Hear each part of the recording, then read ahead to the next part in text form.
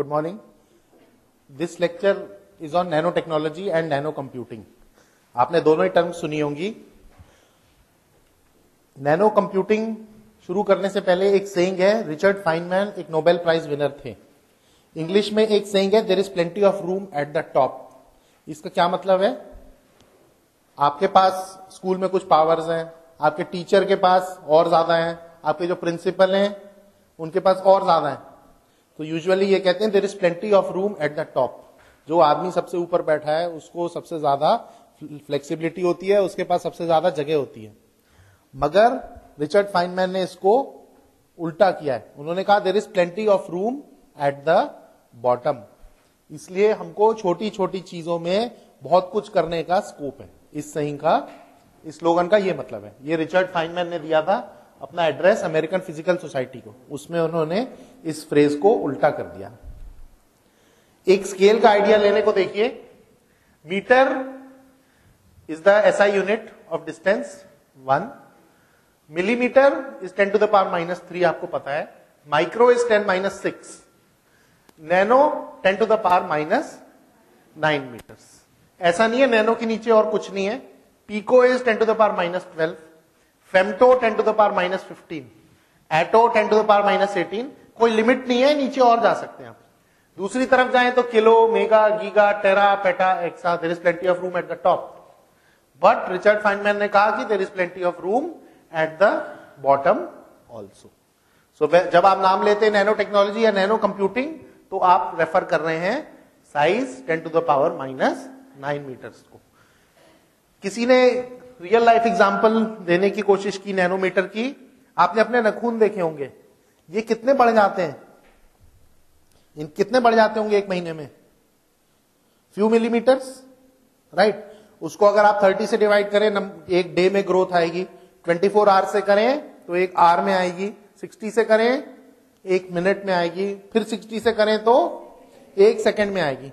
रफली 1 nanometre is the amount by which your nail grows in a second. एक second में जितना आपका नाखून उगता है वो एक nanometre. So it is really a very very small quantity. बहुत छोटी चीज है जिसको कि इन आंखों से नहीं देखा जा सकता, राइट. और कुछ एग्जांपल लीजिए. अगर आप बड़ी पानी की बूंद देखें, रेन ड्रॉप, बारिश की बूंद देखें, उसका डायमीटर होता है 2.5 मिलीमीटर्स. उसका 1000वां भाग होगा एक बैक्टीरिया, 2.5 माइक्रोमीटर. उसका भी 1000वां भाग होगा एक डीएनए का स्ट्रैंड, जिसका डायमीटर होता है 2.5 नैनोमीटर्स. तो एक बूंद का 1000वां part, right, 10 to the power 6, 1/10 to the power 6 part. एक घर अगर हम लें 10 मीटर्स वाइड, जैसे रूम है 10 मीटर्स वाइड, इसका 1,00,000वां भाग होगा एक बाल, 100 माइक्रोमीटर डाया, 1 हेयर. उसका 1,00,000वां भाग होगा एक कार्बन नैनो ट्यूब, जिसका की डायमीटर 1 नैनोमीटर. ठीक. इसी तरीके से ये मोटर स्पीडवे, जैसे फॉर्मूला 1 रेस ट्रैक होता है नोएडा में, वो मान लीजिए 4 किलोमीटर का है. उसका 1,00,000वां भाग होगा एक एंट, 4 मिलीमीटर. उसका 1,00,000वां भाग होगा एक नैनो पार्टिकल, जिसका की डायमीटर होगा 4 नैनोमीटर. तो इससे आप इमेजिन कर सकते हैं कितनी छोटी चीज है नैनोमीटर, राइट. कुछ प्रैक्टिकल एग्जांपल्स. नैनो स्केल पे लोगों ने बुक लिखी हुई है. There is a very very small book which has been written. इस किताब का नाम है Teeny Ted from Turnip Town. ये बुक का साइज क्या है? इस बुक का साइज है 0.07 mm इंटू 0.1 mm. ये किताब जो है, it is the world smallest published book. इससे छोटी किताब नहीं हो सकती. आपने सुना होगा लोगों ने चावल के दाने पे कुरान लिख दी या बाइबल लिख दी, राइट. मगर ये उससे भी छोटा है. मगर इसको पढ़ने के लिए आप इन आंखों से नहीं पढ़ सकते, आप इसको माइक्रोस्कोप से नहीं पढ़ सकते. What you will need is a scanning electron microscope to read it. Nano technology की जो आईज है या जो इंस्ट्रूमेंट है उसे देखने का, जो उसका माइक्रोस्कोप है, वो स्कैनिंग इलेक्ट्रॉन माइक्रोस्कोप है. ये क्या है इसको अभी हम देखते हैं. नैनो टेक्नोलॉजी के बहुत रियल लाइफ एप्लीकेशंस है. एक बहुत पॉपुलर एप्लीकेशन लिया है, पीने के पानी की सबको जरूरत है. Anybody and everybody needs drinking water. It is a very basic problem. If you can solve it, You have solved a very big problem. More than it holds great promise. मतलब दुनिया में हर आदमी को पानी की जरूरत है. अगर आप साफ पानी पीने का दिलवा दें लोगों को, तो उससे बड़ी साइंटिफिक प्रॉब्लम आप नहीं सॉल्व कर सकते. Roughly 1 billion people in the world do not have access to safe drinking water. World की पॉपुलेशन 5 to 6 बिलियन एस्टिमेट करते हैं, उसमें से 1/5 के पास साफ पानी नहीं है. तो साउथ अफ्रीका में उन्होंने एक टी बैग की तरह नैनो पार्टिकल्स का बैग बनाया है. इससे आप, it is a water purifying nanotech tea bag. It cost रफली $0.50. $0.50 फिर भी बहुत है, करीब 25 रुपए. But this example has been taken to show that nano technology has got great application in real life problems also. Right, ऐसा नहीं है कोई बहुत दूर की चीज है. कंपेयर करने को देखिए, अगर आप एक्वागार्ड लगाएं, उसका प्रोडक्ट प्राइस है करीब $50. $50 कितना हो गया? 2,500 रुपए. इस नैनो टी बैग की कॉस्ट क्या है? 0.07 सेंट्स टू 0.2 सेंट्स 1000 लीटर के लिए. सो इस नैनो टेक्नोलॉजी ने काफी सस्ता कर दिया है वाटर प्यूरिफिकेशन को. बट स्टिल अभी भी बहुत महंगा है. अगर आपसे कहा जाए कि 25 रुपए का एक ग्लास है पानी का, हमारे स्टैंडर्ड से फिर भी ये बहुत महंगा है. इसका मतलब ये है कि अभी भी बहुत स्कोप है इस प्रॉब्लम में आगे बढ़ने का. राइट. स्कैनिंग इलेक्ट्रॉन माइक्रोस्कोप क्या चीज है? स्कैनिंग इलेक्ट्रॉन माइक्रोस्कोप किस पे काम करता है? उसमें लाइट के बजाय आप इलेक्ट्रॉन बीम्स को यूज करते हैं देखने के लिए. ये उसकी फिगर है. Electron beam travel through electromagnetic fields and lenses which focus the beam towards the sample. इसका एग्जांपल देखिए. इलेक्ट्रॉन गन से इलेक्ट्रॉन्स निकले.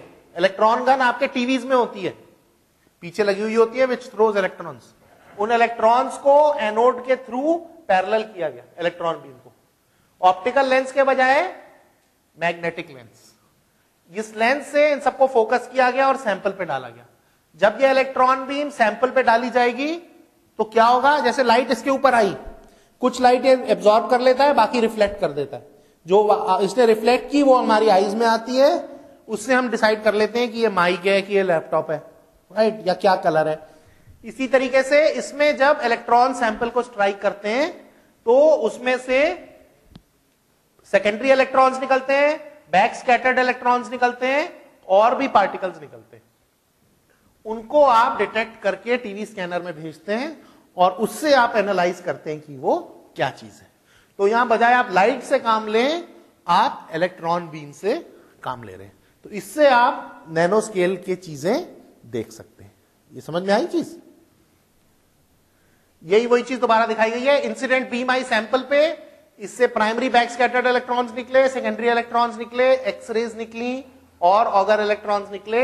डिटेक्टर इन सबको कलेक्ट करेगा और ऐसे सिग्नल में बनाएगा जो कि स्क्रीन पे आपको देख सकें, और ये आपकी फाइनल इमेज होगी. ये स्कैनिंग इलेक्ट्रॉन माइक्रोस्कोप का प्रिंसिपल है. ये कुछ इमेजेस हैं स्कैनिंग इलेक्ट्रॉन माइक्रोस्कोप की. ये क्या चीज है? आपने कंप्यूटर के चिप्स देखे होंगे, उसमें वैसे वायर्स अलग अलग नहीं दिखती. ये स्कैनिंग इलेक्ट्रॉन माइक्रोस्कोप से देखा गया है. ये ऑरेंज वाला क्या है? उसका सबस्ट्रेट है. उसके ऊपर ये देखिए वायर्स जा रही है. ये इमेज आपको वैसे आंख से देखने को नहीं मिलेगी, चाहे कोई आप माइक्रोस्कोप यूज कर लें. ये सिर्फ स्कैनिंग इलेक्ट्रॉन माइक्रोस्कोप से देखी जा सकती है. और कुछ एग्जांपल्स लीजिए जो ज्यादा फेमिलियर है. हम, ये क्या चीज है? लिखा हुआ है वैसे. ये एक मच्छर का सिर है. This is head of a mosquito. ये वैसे कभी देखने को नहीं मिलेगा आपको. ये स्कैनिंग इलेक्ट्रॉन माइक्रोस्कोप से इसकी फोटो ली गई है. आप सोच सकते हैं कि कितनी छोटी चीज है और उसको कितना बड़ा कर दिया गया. एक और एग्जांपल लीजिए. ये क्या है? Human head loves clinging to a hair. बाल में जो जू होती है, ये बाल है, देखिए ये बाल है, उससे वो जू लगी हुई. ये भी इमेज स्कैनिंग इलेक्ट्रॉन माइक्रोस्कोप से जनरेट की गई है. तो इससे आपको आइडिया हो जाएगा कि स्कैनिंग इलेक्ट्रॉन माइक्रोस्कोप से कितनी छोटी छोटी चीजें देखी जा सकती है. राइट. नैनो टेक्नोलॉजी का यूज मिलिट्री में भी बहुत है. कोई भी नई टेक्नोलॉजी होती है अक्सर वो मिलिट्री से ही आती है. कंप्यूटर्स भी मिलिट्री से ही आए. न्यूक्लियर पावर भी, न्यूक्लियर वेपन्स शुरू में बनाए लोगों ने, उसी से आई. क्योंकि वॉर टाइम में बहुत जरूरत होती है साइंटिफिक इन्वेंशंस की। तो नैनो टेक्नोलॉजी भी बहुत काम किया मिलिट्री के लिए। कैसे? ब्रिटिश स्पेशल फोर्सेस बना रही हैं 6 इंच के छोटे छोटे एरोप्लेन्स जिनके अंदर नैनो डिवाइसेस यूज होंगी। They can be used like small aeroplanes, right? You can't have a big aeroplane fly into this room and strike someone. They are trying to make small electronic birds. उड़ते हुए कमरे में आई, जहां जाना है वहां जाके उसने अटैक कर दिया। इसी तरीके से Israeli army is making a small robot. किसी को घर के अंदर आपको स्ट्राइक करना है, आप चाहते नहीं कि पूरी कॉलोनी डिस्ट्रॉय हो, किसी एक आदमी को डिस्ट्रॉय करना है, एक कमरे को करना है, तो आपने बर्ड बनाई जो अंदर जाके उसी को डिस्ट्रॉय करे। इसी तरीके से MIT यूएसए में number 1 university in the world है, वहां पे तो एक पूरा इंस्टीट्यूट है फॉर सोल्जर नैनो टेक्नोलॉजीज। उन्होंने पूरा एक डेडिकेटेड इंस्टीट्यूट बनाया हुआ है कि नैनो टेक्नोलॉजीज का मिलिट्री के लिए क्या एप्लीकेशन हो सकता है। तो नैनो टेक्नोलॉजी हमारे बहुत पास आ चुकी है। अब कंप्यूटिंग की बात करें तो ट्रांजिस्टर्स आते हैं। इलेक्ट्रॉनिक डिवाइसेस में बेसिक बिल्डिंग ब्लॉक्स डायोड होते हैं और उसके बाद ट्रांजिस्टर्स होते हैं। आज की डेट में जो आपके पास कंप्यूटर है उसमें करोड़ों ट्रांजिस्टर होते हैं।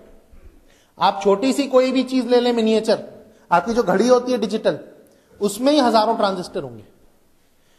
ये ट्रांजिस्टर इतने छोटे छोटे हैं कि आज की डेट में आपको दिखते नहीं है, मगर ज्यादा टाइम पहले नहीं, 1947 में जब पहला ट्रांजिस्टर बना है तो वो करीब इतना बड़ा था। वो ओरिजिनल ट्रांजिस्टर आज भी बेल लैब्स में म्यूजियम में रखा हुआ है, इतना बड़ा है वो। और उसके अंदर उसके तीनों कंपोनेंट्स, बेस, एमिटर, कलेक्टर, अलग अलग आप देख सकते हैं। तो ज्यादा टाइम नहीं हुआ है 47 में। There will be many people here who are around in 47, not us but others. तो आज से करीब 60-65 साल पहले ट्रांजिस्टर इतना बड़ा था। और आज की डेट में पूरा कंप्यूटर इतना बड़ा है जिसमें कि बिलियंस ऑफ ट्रांजिस्टर्स हैं। तो कहते हैं कि इस स्पीड पे और कोई चीज इतनी छोटी नहीं हो रही जिस रेट पे ट्रांजिस्टर्स छोटे हो रहे। कैसे? रिचर्ड फाइनमैन ने यह भी कहा उस जमाने में जब उन्होंने कहा there is plenty of room at the bottom, कि अगर आप बड़े कंप्यूटर्स बनाने की कोशिश करेंगे, बड़े से उनका मतलब था पावर से नहीं, साइज से, तो दुनिया में जितनी सिलिकॉन है, जर्मेनियम है, जिससे ट्रांजिस्टर्स बनते हैं, आपकी सारी यूज हो जाएगी अगर आप फिजिकल साइज में बढ़ते जाएंगे और बड़े कंप्यूटर्स बनाने की कोशिश करेंगे। उन्होंने कहा दूसरा तरीका लेना पड़ेगा, आपको ट्रांजिस्टर्स छोटे करने पड़ेंगे, आपको छोटे कंपोनेंट्स यूज करने होंगे बहुत सारे, ना कि बड़े बड़े कंपोनेंट्स एक के बाद जोड़ते जाएं। सो ये इस स्लाइड में लिस्टेड है। 1959 में इस चीज को इंप्लीमेंट किया गया, इंटीग्रेटेड सर्किट बनाया गया। इससे पहले क्या था, इंडिविजुअल ट्रांजिस्टर्स, ऑप एम्प्स और जो कंपोनेंट्स थे डायोड्स, उनको इलेक्ट्रॉनिक जितने कंपोनेंट्स है ब्रेड बोर्ड पे अलग अलग सोल्डर किया जाता था और जोड़ के सर्किट बनाया जाता था, राइट? अलग अलग कंपोनेंट्स को सोल्डर करके बोर्ड पे बनाया जाता था। 1959 में इंटीग्रेटेड सर्किट बनाया गया। उसमें क्या है, ये सारे जितने कंपोनेंट्स हैं एच हैं उसके ऊपर जितने कनेक्शंस हैं, और इन कंपोनेंट्स को आप ऊपर लगा देते हैं जो एक्सटर्नल लगने हैं, और छोटे से में ही वो सारी चीज आ गई। इसमें ट्रांजिस्टर्स, आईसीस सब इसी के अंदर लगे हुए हैं, आपको अलग अलग पार्ट्स लगाने की जरूरत नहीं है। तो ये एक बहुत बड़ा अचीवमेंट था 1959 में। और जिन्होंने बनाया, जैक किल्बी ने, उन्होंने ये कहा कि what we didn't realise then was that the integrated circuit would reduce cost of electronic functions by a factor of 1,000,000 to 1. Nothing had ever done that to for anything before. 10 lakh गुना price कम हो गया electronic components का इस चीज से, और किसी टेक्नोलॉजी से किसी भी चीज का दाम कभी 1 लाख गुना कम नहीं हुआ होगा। हो सकता है आधा रह गया हो, 1/10 रह गया हो, 1/100 रह गया हो, मगर इंटीग्रेटेड सर्किट बनने से इलेक्ट्रॉनिक कंपोनेंट्स का प्राइस 1/1 मिलियन रह गया, 1/10 लाख, राइट? किसी ने एग्जांपल दिया है इसको इमेजिन करने का कि अगर इसी स्पीड से गाड़ी की स्पीड तेज होती जाती, जैसे उस टाइम जो गाड़ी की स्पीड थी वो भी अगर इसी स्पीड से तेज होती जाती, तो आप पूरा अमेरिका, सैन फ्रांसिस्को से न्यूयॉर्क, एक कोस्ट से दूसरी कोस्ट, यूएसए करीब इंडिया से 3 गुना चौड़ा है, आप इमेजिन कर सकते हैं। तो आप 13 सेकंड में पूरे सैन फ्रांसिस्को से न्यूयॉर्क जा सकते थे। कब? अगर जिस स्पीड से इलेक्ट्रॉनिक कंपोनेंट्स की स्पीड बढ़ती गई है उसी स्पीड से गाड़ी की स्पीड भी बढ़ती जाती। उस टाइम क्या होगी गाड़ी की स्पीड 47 में? कार्स की स्पीड पे चलती होंगी 80, 90, 100। आज की स्पीड पे चलती हैं। आगरे में किस स्पीड पे चलती होंगी उस टाइम कार्स? जो भी रही होंगी, let us hope 40, 50 like that. आज की स्पीड पे चलती हैं? हो सकता है धीरे ही चलती हैं उससे, या उतनी होंगी कम से कम, but it has not increased by a factor of 1 million, may be doubled 3 times, not more than that. तो आप सोच सकते हैं कितना इंप्रूवमेंट हुआ है इलेक्ट्रॉनिक्स में, कि इंटीग्रेटेड सर्किट बनने से उनकी कॉस्ट, पावर, अवेलेबिलिटी कितनी बढ़ गई है। अब नैनो कंप्यूटिंग की डेफिनेशन पे आते हैं इस बैकग्राउंड से। नैनो कंप्यूटिंग क्या चीज है? Use of distinct properties of structures on the scale of 100 nanometres और smaller to solve complex mathematical और लॉजिकल प्रॉब्लम्स और to accomplish any of the tasks that we expect of modern computers। Computer science पे आपने कल 2 lecture सुने हैं, आपने देख लिया है कंप्यूटर साइंस क्या होता है। तो जो काम आप कंप्यूटर से कर सकें, मगर आपको डिवाइसेस वो यूज करनी है जो कि, जब आपने नैनो कंप्यूटिंग शब्द यूज किया, जो कि 100 नैनोमीटर से छोटी है। आपकी डिफाइनिंग लिमिट क्या है? 1 नैनोमीटर नहीं है, आपकी डिफाइनिंग लिमिट है 100 नैनोमीटर। आप अगर 100 नैनोमीटर से छोटे कंपोनेंट यूज कर रहे हैं तो उसको नैनो कंप्यूटिंग के अंडर वो आएगा, राइट। किसी भी प्रकार का कंपोनेंट हो जो कि साइज में 100 नैनोमीटर से छोटा हो। 100 नैनोमीटर को मीटर में कन्वर्ट करिए, कितना होगा? 100 nanometre is equal to how many metres?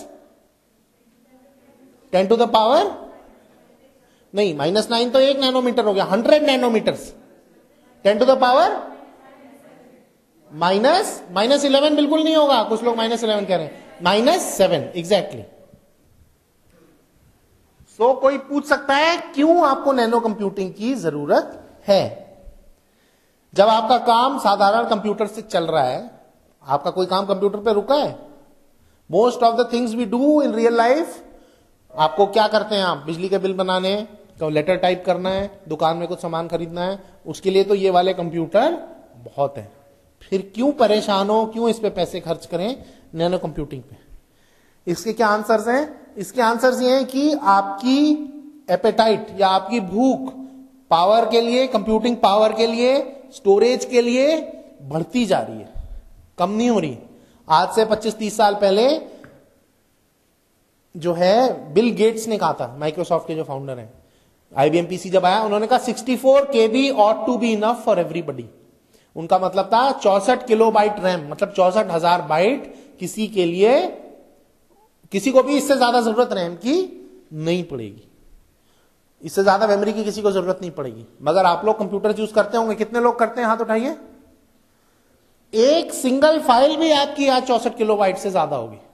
आप एक लेटर भी टाइप करें वर्ड में 1 पेज का, भले ही कुछ नहीं करें, खोल के फाइल को 1-2 लेटर टाइप करके बंद कर दें, वो भी 64 किलोबाइट से बड़ी होगी। क्योंकि जैसे जैसे स्टोरेज कैपेसिटी बढ़ती जा रही है, वैसे वैसे पहले आप सिर्फ उसमें टेक्स्ट टाइप करते थे, फिर पिक्चर्स आने लगी, फिर ऑडियो आने लगा, फिर मूवीज आने लगी, फिर हाई डेफिनेशन मूवीज आने लगी।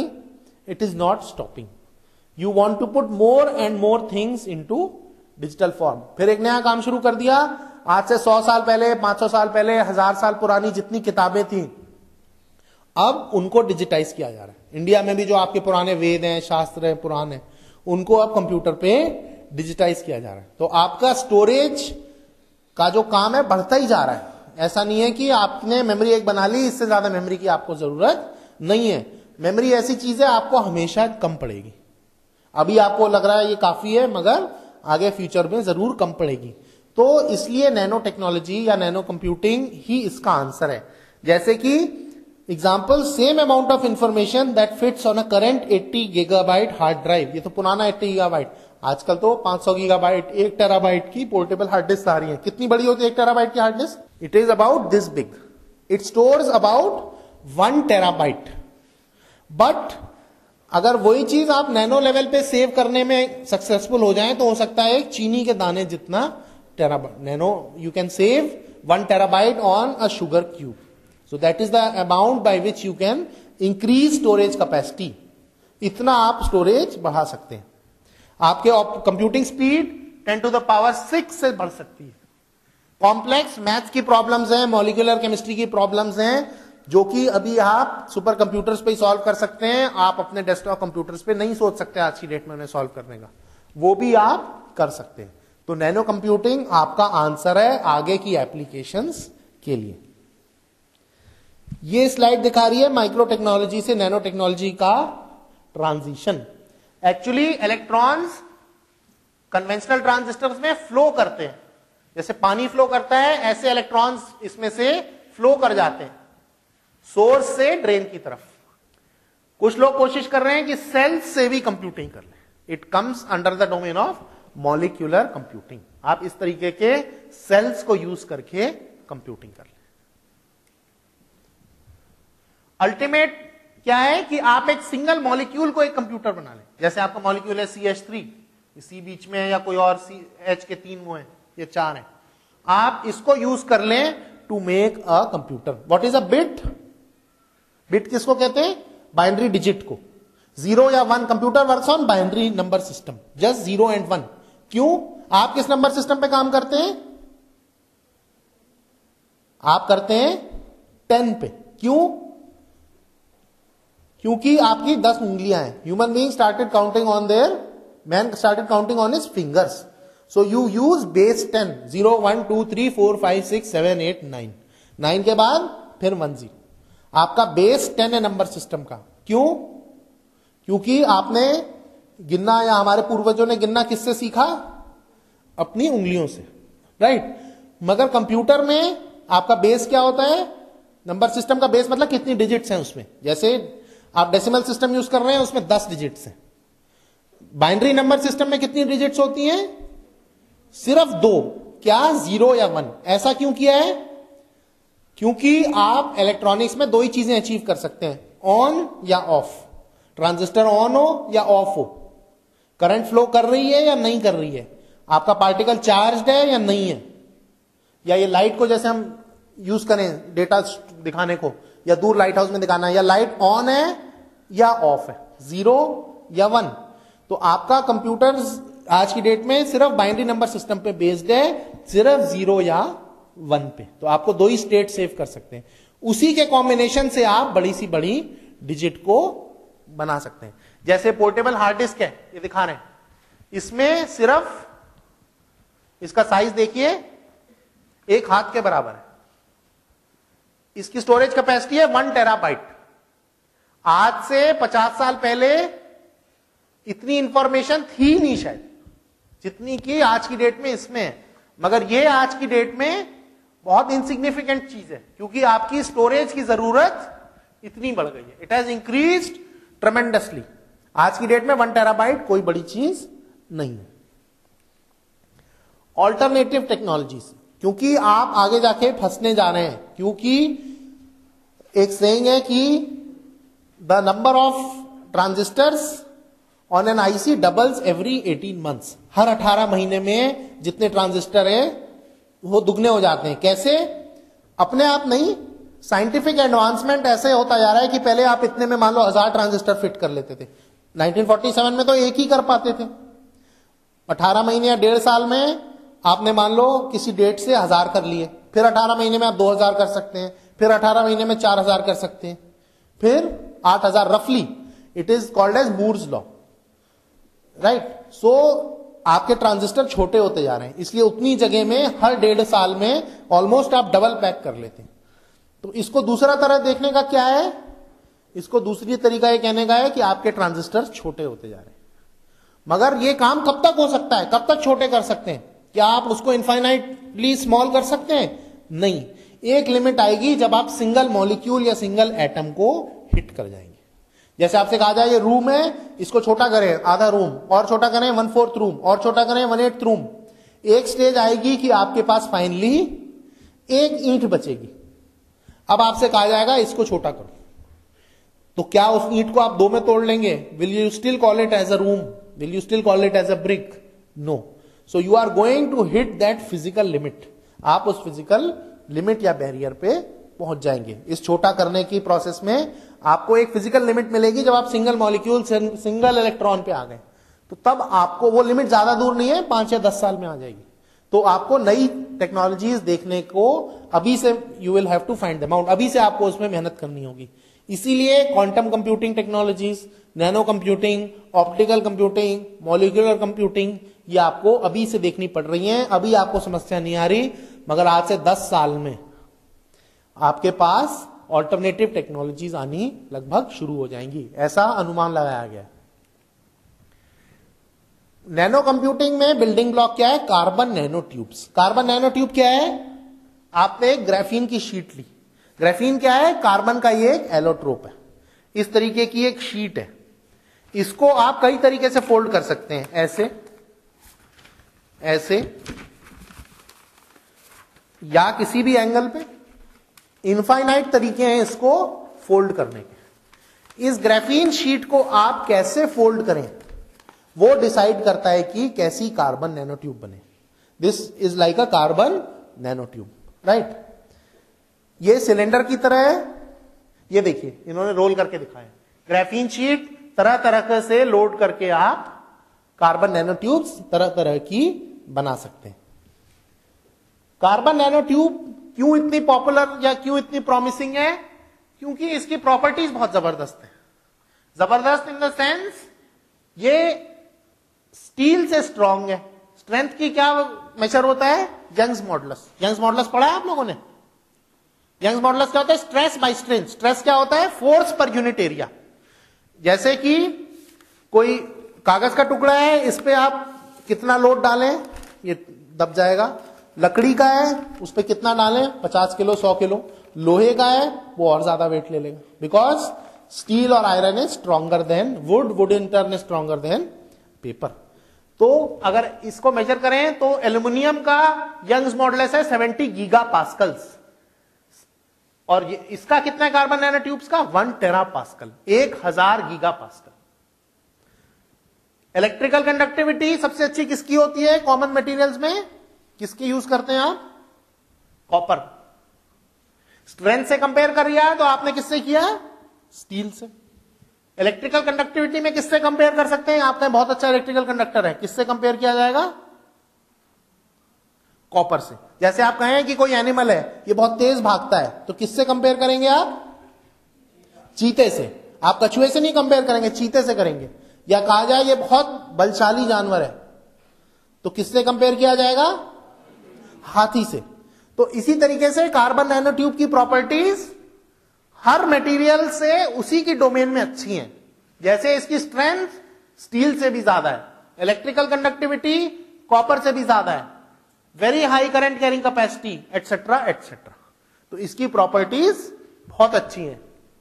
ये देखिए दिखाया गया है कि कार्बन नैनो ट्यूब्स कैसे ग्रो की जा रही हैं। ये एक कार्बन नैनो ट्यूब है, ये केमिकल वेपर डिकम्पोजिशन से इन ट्यूब्स को ऐसे ग्रो कराया जाता है। ये दिख रही है आपको carbon nano tubes. Carbon nano tube के ट्रांजिस्टर कैसे बनेंगे, उसमें नैनो ट्यूब का क्या यूज होगा, ये किसी ने डायग्राम बनाया है कि ऐसे यूज होंगे कार्बन नैनो ट्यूब्स। आपके ट्रांजिस्टर में एक सोर्स होता है इलेक्ट्रॉन्स का, एक ड्रेन होता है। उसको सोर्स और ड्रेन के बीच की करंट कैसे कंट्रोल की जाती है? गेट के थ्रू।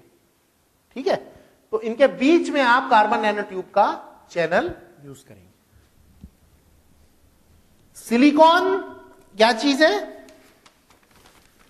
आपने पीरियोडिक टेबल पढ़ी है? पीरियोडिक टेबल, उसमें क्या होता है? ग्रुप 4 मटेरियल है कार्बन। ग्रुप 4 में क्या क्या आता है? कार्बन, सिलिकॉन, जर्मेनियम, इसके नीचे टिन, लेड। तो आपके सेमीकंडक्टर्स इनसे बनते हैं, जिनमें कि 4 इलेक्ट्रॉन्स हो।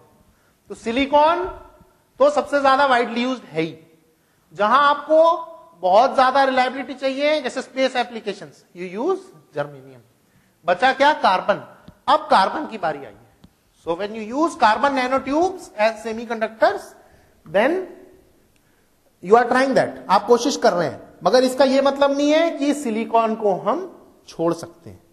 क्यों? क्योंकि आपका सारा इन्वेस्टमेंट आज की डेट में, जितनी आपकी फैब्रिकेशन फैसिलिटीज हैं, जहां आपकी इंटेल की फैब्रिकेशन फैसिलिटी है जैसे, या एप्पल की है, जहां आपके आईसीज बनते हैं, वो सब सिलिकॉन पे बेस्ड है। एक एक फैसिलिटी $1 बिलियन की है। 1 बिलियन कितना होता है? 10⁹9। सो $1 बिलियन की है या उससे भी ज्यादा की है। तो आज की डेट में आपसे कहें कि इनको छोड़ दो, ये सब बेकार हैं, अब आप कार्बन नैनो ट्यूब से काम शुरू करिए नए सिरे से, तो ये पॉसिबल नहीं है, क्योंकि आप उसमें बहुत पैसे खर्च कर चुके हैं और उससे बहुत आउटपुट भी मिला है। आज की डेट में जो डिजिटल रेवोल्यूशन आपको देखने को मिल रहा है, एक एक चीज आज की डेट में वो कह रहे हैं सब्सिडी भी आपकी जो है इलेक्ट्रॉनिकली आपके बैंक अकाउंट में आएगी। तो ये सब सिलिकॉन की वजह से ही हो it has been possible because of silicon. Silicon की वजह से ये सब पॉसिबल हो सका है। तो सिलिकॉन को छोड़ना मुश्किल है। एक तरीका यह भी है कि आप सिलिकॉन की नैनो वायर्स बनाएं। Since silicon is the popular material of computers already, this observation makes replacing bulk silicon channels के बजाय, अभी सिलिकॉन की तारें जा रही हैं बड़ी बड़ी अंदर उसमें, उसके बजाय आप सिलिकॉन की नैनो वायर्स यूज करें। एक ऑप्शन ये भी हो सकता है। ये कंप्यूटिंग की टेक्नोलॉजीज कंपेयर की गई हैं 3 चीजों के बेसिस पे। क्या? कॉस्ट, दाम। जो चीज सस्ती है वो यहां है, जो महंगी है यहां है। दूसरा डायमेंशन क्या है? Switching time.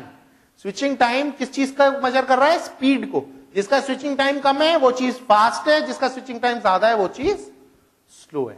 तीसरा डायमेंशन क्या है? साइज। जो चीज छोटी है वो इधर है, जो बड़ी है वो उधर है। क्योंकि 3 चीजें कंपेयर कर रहे हैं इसलिए 3 डायमेंशनल डायग्राम है। सबसे अच्छी चीज क्या होगी? जिसकी कॉस्ट सबसे कम हो, स्विचिंग टाइम सबसे कम हो और साइज सबसे छोटा हो। मतलब यहां पे जो चीज होगी वो सबसे अच्छी होगी तीनों डायमेंशन में, ओरिजिन के पास जो होगी। मगर ऐसी अभी कोई टेक्नोलॉजी नहीं है। आज की डेट में सिलिकॉन सीमॉस आप यूज करते हैं, उसको सेंटर में रखा गया इस डायग्राम में, और उससे कंपेयर किया गया है कि बाकी टेक्नोलॉजीज की कॉस्ट कैसी है। जैसे क्वांटम टेक्नोलॉजीज है, उनकी कॉस्ट ज्यादा है आज की डेट में, दे आर वेरी एक्सपेंसिव, मगर उनकी स्पीड इनसे तेज है, क्योंकि इस डायग्राम में इसके वो देखिए पीछे दिख रही है। इसी तरीके से बायोलॉजिकली इंस्पायर्ड टेक्नोलॉजीज का साइज ज्यादा है। नैनो इलेक्ट्रोमैकेनिकल सिस्टम्स इसी से रफली ओवरलैप कर रहे हैं। ऑप्टिकल टेक्नोलॉजीज महंगी है, यहां पे ऑप्टिकल टेक्नोलॉजीज पे भी लोगों को बहुत उम्मीद थी आज से 30-40 साल पहले कि अब ऑप्टिकल कंप्यूटर्स बनाएंगे। मतलब बजाय कंप्यूटर के अंदर ट्रांजिस्टर्स लगे हों, अंदर लेंसेज, बीम स्प्लिटर्स वगैरह लगे होंगे। तो ऑप्टिकल कंप्यूटर्स तो ज्यादा आगे नहीं बढ़ पाए। क्या चीज आगे बढ़ी है ऑप्टिक्स में बहुत जबरदस्त?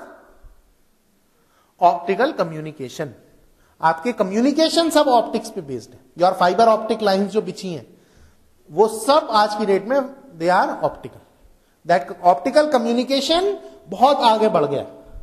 ऑप्टिकल कंप्यूटर्स में तो ज्यादा प्रोग्रेस नहीं हुई, मगर optical communication has it almost dominates the communication market. इसी तरीके से आगे और भी टेक्नोलॉजीज निकलेंगी। ये दिखाया है पुराने ट्रांजिस्टर्स किस साइज के थे, 41 में, 48 में, 67 में, 57 में, 97 में, लाइक दैट, 55 में। यू कैन सी किससे कंपेयर किया है? ये एक सेंट रखा हुआ है, इट इज रफली लाइक 25 पैसे coin, we don't see them. मान लिया 25 पैसे का कॉइन है, आज की डेट में तो हम नहीं दिखते, उससे कंपेयर किया गया है दिखाने को साइज। ये उंगली में आगे देखिए एक ट्रांजिस्टर है, दिखाने को कि कितना फर्क पड़ गया है ट्रांजिस्टर साइज में। 1941 में इतना बड़ा वैक्यूम ट्यूब यूज करते थे, इतनी बड़ी होती थी। आगे नैनो टेक्नोलॉजी की बहुत एप्लीकेशंस हैं, जैसे कि स्टोरेज ज्यादा हो, मटेरियल स्ट्रॉन्गर। आपका हवाई जहाज है, अगर नैनो मटेरियल बेस्ड होगा तो क्या होगा? उसकी स्ट्रेंथ स्टील से भी ज्यादा होगा एल्यूमिनियम से भी हल्का, राइट? अब ये मैं स्किप करके एक और चीज पे आ रहा हूं जिसकी आगे हम लैब विजिट भी करेंगे, जो कि हमारे यहां ये मॉलिक्यूलर कंप्यूटिंग है जो मैंने नाम लिया था। आप मॉलिक्यूल्स को भी यूज कर सकते हैं स्विचिंग के लिए। ये बैक्टीरिया रोडोप्सिन बेस्ड स्विचिंग भी लोगों ने दिखाई है, आगे और टॉक्स में इसमें आपको बताया जाएगा। हमारे यहां पे लैब में super conducting quantum interference devices हैं, जिनको कि क्वांटम कंप्यूटिंग एक्सपेरिमेंट्स के लिए यूज किया जाता है। स्क्विड शॉर्ट फॉर्म है, पूरा उसका नाम क्या है? Super conducting quantum interference device. ये पल्स ट्यूब कूलर्स में इंस्टॉल्ड है। पल्स ट्यूब कूलर क्या होता है? ये एक बहुत बड़ा कूलर है। आपका ऑर्डिनरी एसी या कूलर टेम्परेचर को कहां तक ले आता है? Room temperature. एयर कंडीशनर में क्या आ जाता है टेम्परेचर? 37 तो आपके बॉडी का टेम्परेचर है। एयर कंडीशनड होता, मान लो ये हॉल, हम सब ठंडे में बैठे होते, क्या होता? 20 डिग्री 15 डिग्री। फ्रिज के अंदर क्या होता है? -10 डिग्री। फ्रीजर के अंदर -15 20 एट द मोस्ट -30। आइसक्रीम के जो होते हैं cold store, you have around -30 degrees, right. तो केल्विन में बदले तो 273 ऐड कर देते हैं उसमें, राइट। केल्विन स्केल पढ़ा है ना आपने? केल्विन स्केल नहीं पढ़ा? केल्विन स्केल क्या होता है? 273 ऐड करते हैं। 0 डिग्री सेंटीग्रेड कितना हो जाएगा? 273 केल्विन, राइट। -273 डिग्री सेंटीग्रेड कितना हो जाएगा? 0 केल्विन, एब्सोल्यूट 0। तो ये पल्स ट्यूब कूलर 4 केल्विन तक ठंडा कर देता है। हमारे यहां लैब में फैसिलिटी है, आपको बाद में दिखाएंगे। Pulse tube cooler it can cool to less than 4 kelvin. हम 3 केल्विन तक तो जा चुके हैं, एक्चुअली उसकी 2.8 केल्विन लिमिट है। आप 2.8 केल्विन तक कूल कर सकते हैं। 2.8 केल्विन या 3 केल्विन माने तो कितना हो गया? -270 डिग्री सेंटीग्रेड। -270 डिग्री सेंटीग्रेड आप वहां तक कूल कर सकते हैं। ऐसे में ये कूलर है, यहां से लेके यहां तक कूलर है। इसके एंड में स्क्विड डिवाइसेस इंस्टॉल्ड है। स्क्विड डिवाइस क्या है? बहुत सेंसिटिव मैग्नेटोमीटर है। मैग्नेटोमीटर क्या मेजर करता है? Magnetic field. मैग्नेटिक फील्ड की क्या यूनिट होती है? टेस्ला या webers per metre square. Magnetic field intensity is tesla या वीबर्स पर मीटर स्क्वायर। आप बहुत सेंसिटिव फील्ड मेजर कर सकते हैं, रफली of the order of 1 nano tesla. Earth की मैग्नेटिक फील्ड कितनी होती है? अर्थ की अपनी मैग्नेटिक फील्ड है कितनी? अबाउट 40 से 50 या 60 माइक्रो टेस्ला। जगह जगह अलग होती है, on different parts of the globe it is different. करीब 40 या 50 माइक्रो टेस्ला अर्थ की मैग्नेटिक फील्ड है। ये 1 नैनो टेस्ला तक मेजर कर लेता है। ये डिवाइस तो हमारे पास बहुत पहले से थी, मगर अर्थ की मैग्नेटिक फील्ड कितनी है? 40 माइक्रो टेस्ला। आप ये 1 नैनो टेस्ला तक मेजर कर सकता है। तो एक तरीके से ये हो गया, आप सूरज की रोशनी में छोटी सी टॉर्च की लाइट देख रहे हो तो आपको नहीं दिखेगी। तो इसके लिए क्या जरूरी है कि इसको एक अंधेरे कमरे में रखा जाए। अंधेरे से मतलब यहां लाइट से नहीं है, यहां क्या है कि मैग्नेटिक फील्ड्स उसमें बाहर कर दी जाए। तो इनको ऐसे कमरे में रखना पड़ेगा कि मैग्नेटिक फील्ड सारी बाहर हो जाए। तो ये अब कर लिया गया है, एक मैग्नेटिक शील्डेड रूम यहां बनाया गया है। ये देखिए 3.26 केल्विन तो हम यहां अचीव कर चुके हैं लैब में।